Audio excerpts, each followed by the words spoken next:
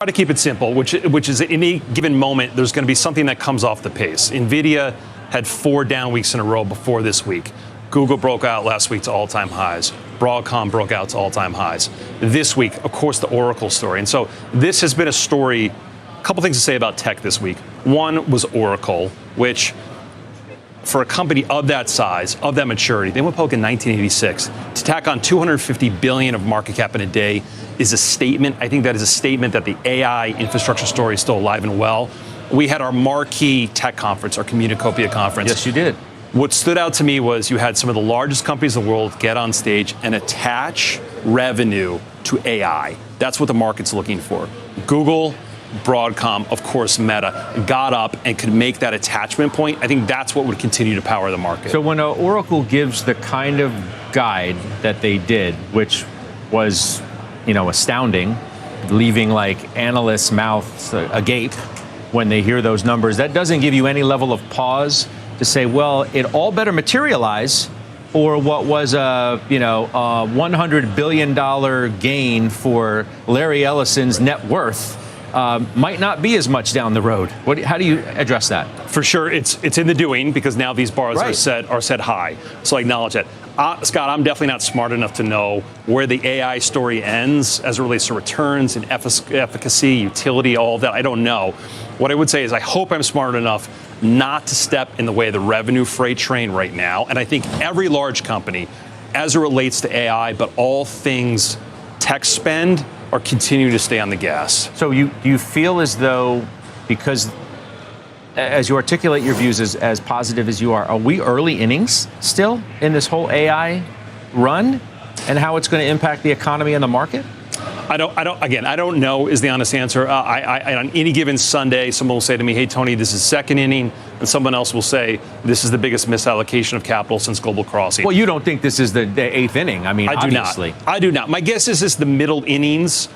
It's not just an AI story, of course. Again, it's the broad cyclical impulse to spend, including the cloud, including now there's a hardware dimension to all this. So my guess is this is more middle innings, acknowledging we are up 16 of the best. Big tech's capital expenditures were approximately $100 billion a year prior to ChatGPT's launch.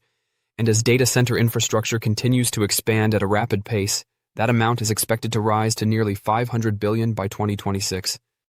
This dynamic will be a powerful tailwind for NVIDIA as it continues to roll out more powerful new chip architectures. In recent years, corporate budgets have shifted toward investments in artificial intelligence, AI. This shift is most noticeable among cloud hyperscalers like Microsoft, Alphabet, and Amazon, as well as other tech giants like Oracle and Meta platforms. This year alone, Meta committed $14.3 billion to scale AI and established a new research hub called Meta Superintelligence Labs, MSL. Additionally, it inked a $10 billion 6-year contract with Google Cloud. In the meantime, Microsoft just agreed to pay $17.4 billion to the up-and-coming neocloud expert, Nebius. NVIDIA is the obvious beneficiary at the heart of this extraordinary surge in AI infrastructure spending. The graphics processing unit, GPU behemoth, is gaining a sizable portion of the funds allocated to AI infrastructure, either directly or indirectly.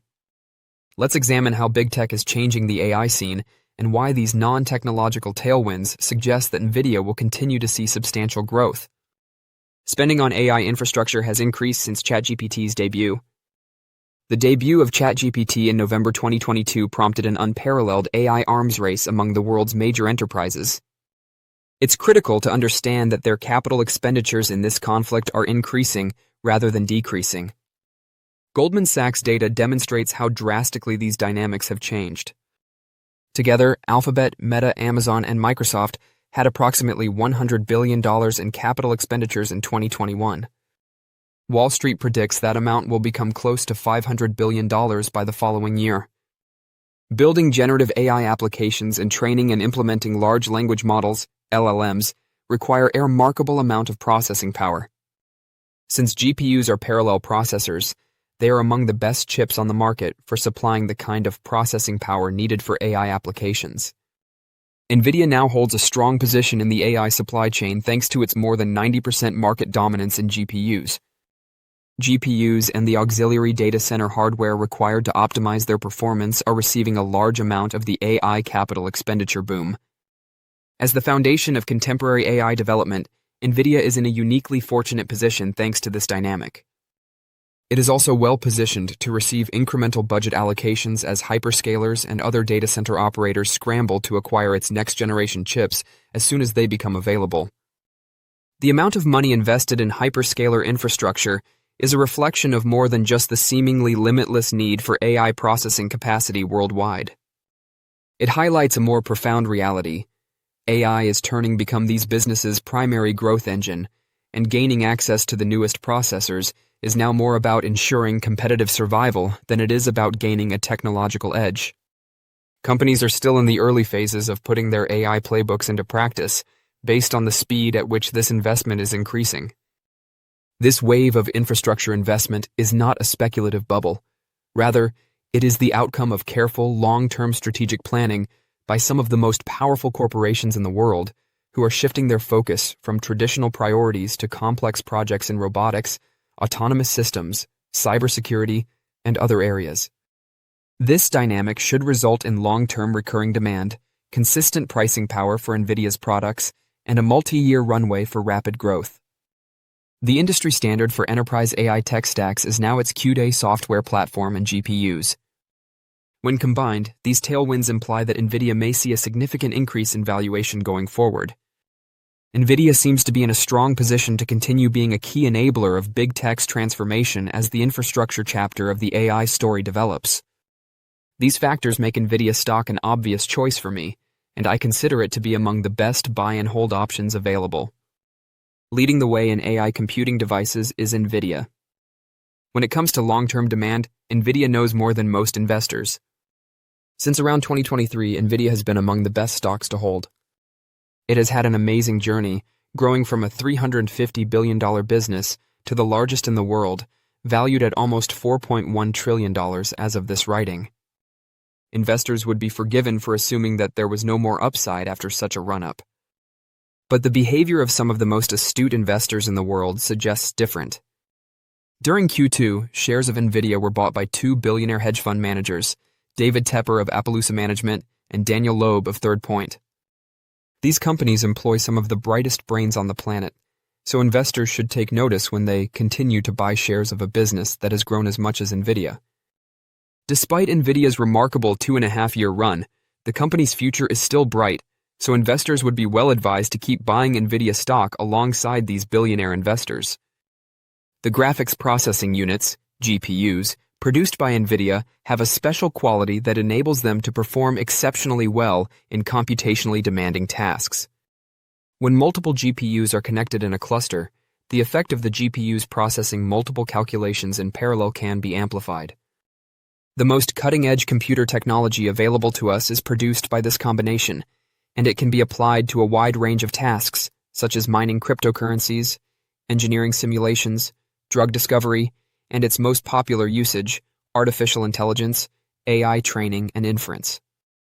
NVIDIA anticipates that this number will continue to rise quickly, despite the fact that many of its biggest clients have spent billions of dollars constructing data centers with thousands of GPUs. NVIDIA projects that the four biggest AI hyperscalers will spend about $600 billion on data centers by 2025.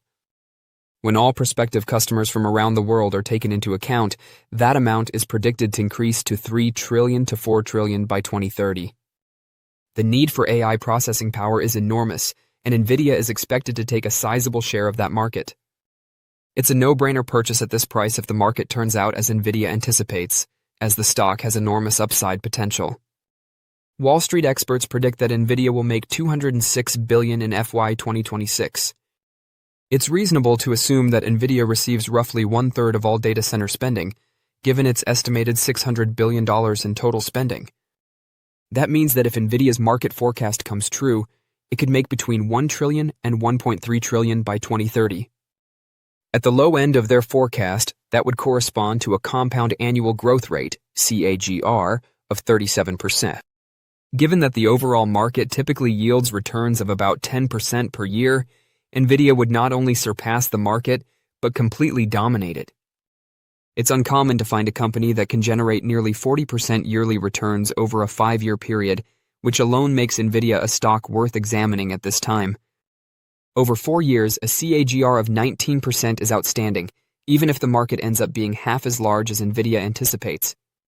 Since there is a greater demand for GPUs than there are supplies, I don't think NVIDIA's market projection is off by much. In order to ensure that the models they wish to install in their data centers, which might take years to construct, are available when needed, NVIDIA's biggest clients are probably in contact with the company regarding their future GPU spending plans. Given the enormous expenditure needed for AI computer infrastructure, I think NVIDIA still has potential for growth despite its stellar performance. The fact that billionaires continue to purchase and own NVIDIA stock indicates to individual investors that the company's success is far from over. The biggest stock market wins in recent years have been propelled by artificial intelligence, AI, and this trend appears to be far from over. Most investors will desire some exposure to this sector because of the enormous opportunity that lies ahead. NVIDIA has profited more than any other firm from the development of AI infrastructure. Its well-known CUDA software platform and graphics processing units, GPUs, continue to be the industry standard for enabling the training of large language models, LLMs, giving it a competitive advantage that rivals have yet to overcome. In the meantime, its networking revenue is also skyrocketing. The demand for its NVLink, InfiniBand, and Spectrum-X technologies caused Q2 data center networking sales to jump 98% year over year to $7.3 billion. NVIDIA claimed that although its Blackwell processors are now the best hardware for training, they also set the bar for inference, a sector that may grow significantly beyond training in the future. NVIDIA has the opportunity to continue expanding, since the market for AI infrastructure is expected to reach multi-trillion dollars in the upcoming years. NVIDIA is still a top choice for long-term investors despite the stock's incredible gain. This is due to the momentum behind AI spending. Don't forget to share your thoughts and experiences in the comments below. Your input helps create a more knowledgeable community where we can all learn and grow together in the world of investing. Stay up to date with the latest market trends, insights, and key updates by subscribing to Investing Tutorial. We're here to help you make smarter investment decisions and stay ahead of the curve. Become a moment at which the market is not going to reward people for spending.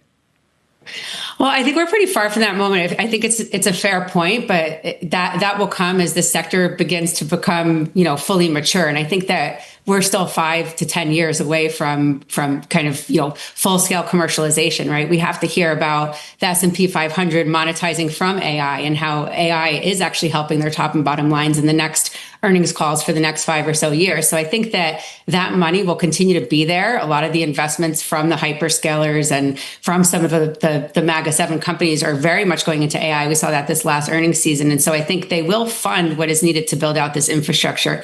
And I think that trade still exists. So to your point, eventually it could top out, but I don't think we're anywhere near there. And we do like NVIDIA first, Microsoft, and then TSM. Those are our 3 picks that our models favor the most. And I think if you think about that reality, NVIDIA continues to have this demand that we've talked about.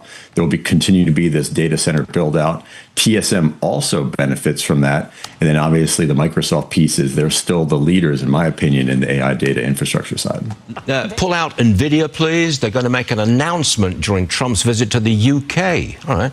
What's that about? I'm calling this technological diplomacy. So NVIDIA and OpenAI, we keep talking about OpenAI. They're reportedly announcing a multi-billion-dollar investment deal in the UK's with the CEOs of both companies reportedly accompanying President Trump on part of his state visit to the UK next week.